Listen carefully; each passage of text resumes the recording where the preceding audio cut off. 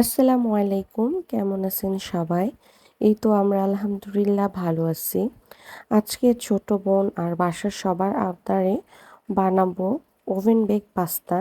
এই পাস্তাটা আমি আগেও অনেকবার বানিয়েছি, কিন্তু কখনো আপনাদের সাথে শেয়ার করে হওয়া ওঠেনি। তো আজকে আমি আপনাদের সাথে শেয়ার করব। আমি মেনলি যেভাবে পাস্তাটা রেডি করি সেটাই আপনাদের সাথে শেয়ার করতেছি। আমি এখানে 1.5 কাপের একটু বেশি পাস্তা নিয়েছি। পাস্তাটাকে এখন সিদ্ধ হতে দেব। যেহেতু পাস্তা সিদ্ধ হতে বেশ অনেকক্ষণ টাইম লাগে, তাই পাস্তাটা সিদ্ধ করতে দিয়ে বাকি আরও যেগুলো কাজ আছে সেগুলো শুরু করে দিব। আমি এখানে পাস্তা সিদ্ধ করতে একটু লবণ আর একটু তেল দিয়েছি। আর আপনারা লবণ তেল এটা তো দিবেনই। আর পাস্তা সিদ্ধ হতে কিন্তু বেশ অনেকটা পরিমাণের পানি লাগে, এটা একটু খেয়াল রাখবেন, পানিটা একটু বেশি পরিমাণে দিতে হবে। আর আমি পাস্তার মধ্যে যেসব টপিংস দেবো সেগুলোই আর কি দেখাচ্ছিলাম। আমি এখানে পেঁয়াজ, রসুন, তারপরে এ কাঁচামরিচ, মুরগির গোস্ত আর হলো সসেস নিয়েছিলাম। আর মেয়োনিজটা বাসায় বানাবো সেজন্য ডিমটা নামিয়ে রেখেছিলাম। আগে আমি চিকেন আর সসেসগুলোকে ভালো মতন করে সিদ্ধ করে নিব। এই তো এখানে আমি সসেসগুলো ভাজার জন্য আগে একটা প্যানের মধ্যে তেল দিয়ে নিলাম। তারপর সসেসগুলোকে ভেজে নিব। সসেসগুলো এমনি দিলেও হয়, বাট সসেস ভেজে দিলে এটা খেতে বেশ ভালো লাগে। এই সসেসগুলোকে একটু ব্রাউন কালার করে হালকা করে ভেজে নেব। সসেসগুলোকে ভাজতে ভাজতে যখন দেখবেন সসেসগুলো ফুলে উঠেছে, তার মানে সসেস ভাজাগুলো হয়ে গিয়েছে। আমি এখন সসেসগুলোকে ঢেলে নিব যে পাত্রের মধ্যে আমি পাস্তাটা মিক্স করব সেখানে আর কি। তারপর সেই একই তেলের মধ্যে আমি এখানে ফার্স্টে দিয়ে দিলাম একটু রসুন থিতা করে রেখেছিলাম। রসুনটা দিব, রসুন দিলে বেশ ভালো একটা ফ্লেভার আসে। তারপরে পেঁয়াজ, কাঁচামরিচ আর চিকেন সবগুলোকে দিয়ে দেব একবারে, দিয়ে ভালো মতন করে এটাকে ভেজে নিব।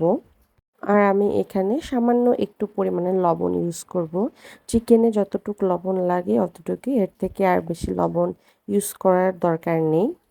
আর এখানে দিব সয়া সস। এর জন্য লবণটা একটু খেয়াল করে দিতে হবে, যেহেতু সয়া সসে লবণটা থাকে আর কি। এই তো আমি এগুলোকে ভালো মতন করে কুক করে নেব। চিকেন বেশিক্ষণ লাগে না সিদ্ধ হতে, এই জন্যই আর কি বেশি টাইম নিয়ে সিদ্ধ করতেছি না। এখানে আমি দিয়ে দিলাম অল্প একটু পরিমাণে টেস্টিং সল্ট, যেহেতু টেস্টিং সল্ট দিলে খেতে একটা ভালো ফ্লেভার আসবে। আর যে কোনো চাইনিজ টাইপের আইটেমের মধ্যে আপনারা টেস্টিং সল্টটা ইউজ করে দেখবেন, খেতে বেশ ভালো লাগে। এ তো আমার ভাজা অলমোস্ট হয়ে এসেছে, আমি এটাকে নামিয়ে নিব। আর আমি এখানে মেয়োনিজ বানানোর জন্য এখানে একটা ব্লেন্ডারের জার নিলাম। আপনারা ছোট বড় যে কোনো ব্লেন্ডারের জার নিতে পারেন। আমি ফার্স্টে এখানে দিয়ে দিলাম রসুন কুচি। আপনারা রসুনগুলোকে ব্লেন্ড করা রসুন দিতে পারেন, বা একটু রসুনের থিতা করে নিয়েও দিতে পারেন। আর আমি এখানে একটা নর্মাল টেম্পারেচারে থাকা ডিম দিলাম।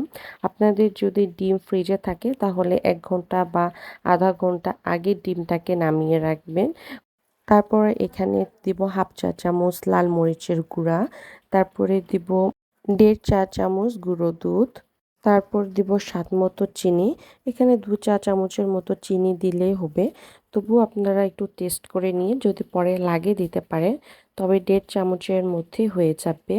তারপরে আমি এখানে অ্যাড করব সামান্য পরিমাণের একটু লবণ। লবণ বেশি দেওয়ার দরকার নেই, জাস্ট খালি টেস্টের ব্যালেন্স করার জন্য। তারপরে আমি এখানে 1 কাপের মতো তেল দেব। তেলটা আপনারা মেপেও দিতে পারেন বা একটু একটু করেও দিতে পারেন। আমি একবারেই মিক্স করে নিব। তারপর এই তো একটু একটু করে তেল দিয়েছিলাম, দিয়ে আমি এটাকে ভালো মতন করে ব্লেন্ড করে নিলাম। এই তো হোমমেড মেয়োনিজ রেডি। আর এই মেয়োনিজটাই খেতে অনেক বেশি মজা লাগে। আর আমি এখানে এখন পাস্তাটাকে মিক্স করে নেব। আগে থেকে সসেস যেগুলো ভেজে রেখেছিলাম সেগুলো, আর আমি এখানে পাস্তা যেগুলো সিদ্ধ করে রেখেছিলাম সেগুলো, আর চিকেন যেটা সব কিছু থেকে ভেজে রেখেছিলাম সেগুলো এখানে দিয়ে দিব। চিকেনগুলো খেতে বেশ অনেক টেস্ট হয়েছিল। আপনারা কিন্তু এভাবেও চিকেন করতে পারেন বা চিকেনটাকে সিদ্ধ করে নিয়েও দিতে পারেন, এটা আপনাদের ইচ্ছা, তবে এভাবে দিলে খেতে বেশ মজা লাগে। তারপরে আমি এখানে দিয়ে দিব পরিমাণ মতো টমেটো সস। আমার হঠাৎই টমেটো সস শেষ হয়ে গিয়েছিল। নতুন বোতল এনে রেখেছিলাম, বাট কোথায় রাখছি আমার একদমই মনে নাই, তাই কি করার, এটার মধ্যে থেকে দিয়ে দিচ্ছি। এখানে 3 চা চামচের মতো টমেটো কেচাপ দিলেই হবে। আর আমি এখানে পুরো মেয়োনিজটা ইউজ করব, পুরোটা ইউজ করব যতগুলো আছে, কারণ মেয়োনিজ যত দেব খেতে বেশ ভালো লাগবে। এখানে চিন্তা করার কোনো কারণ নেই। অনেকে ভাবতে পারেন মেয়োনিজটা বেশি হয়ে গিয়েছে, বাট একদমই না, কারণ ওভেনে দেওয়ার পর এই মেয়োনিজটা অনেকটা টেনে নিবে। এজন্য মেয়োনিজটা একটু বেশি পরিমাণে দিতে লাগবে, ওভার দিতে লাগবে আর কি। তারপরে আমি এটাকে এখন ভালো মতন করে সব কিছু মিক্স করে নিব। আপনারা এখানে চাইলে হাত দিয়েও মিক্স করতে পারেন, চামচ দিয়েও মিক্স করতে পারে, এটা আপনাদের ইচ্ছা। এই তো আমার মিক্স করা একদম রেডি। এখন আমি এখানে চিজ দিয়ে দিব। চিজটা আপনারা ইচ্ছা মতন দিবেন, একবারে ওভারও দেওয়ার দরকার নেই, আবার কমও দেওয়ার দরকার নেই। যতটুক দিতে লাগবে ব্যালেন্স করার জন্য ঠিক ততটুকুই। এই ধরনের মানে পাস্তা বাট কোনো কিছু বেক করার জিনিসগুলা ইলেকট্রনিক ওভেনেই ভালো হয়, যেহেতু আমাদের মাইক্রোওয়েভ সেজন্য একটু সমস্যাও না, মানে উপর থেকে যে ক্রিস্পি লেয়ারটা সেটা আর কি হয় না। তো এটা আমি এখন রেডি, এখন আমি ওভেনে দিয়ে দিব 2 মিনিটের জন্য। আপনারা আগে ফার্স্টেই 2 মিনিট দিবেন না, আগে 1 মিনিট দিবেন। দেন যদি দেখেন এটা মেল্ট হয়নি, মানে চিজটা মেল্ট হয়নি, তাহলে আরেকটু দিবেন আরও 1 মিনিটের জন্য। আমি এভাবেই 2 মিনিট দিয়েছিলাম। এই তো আমার ওভেন বেক পাস্তা একদম রেডি।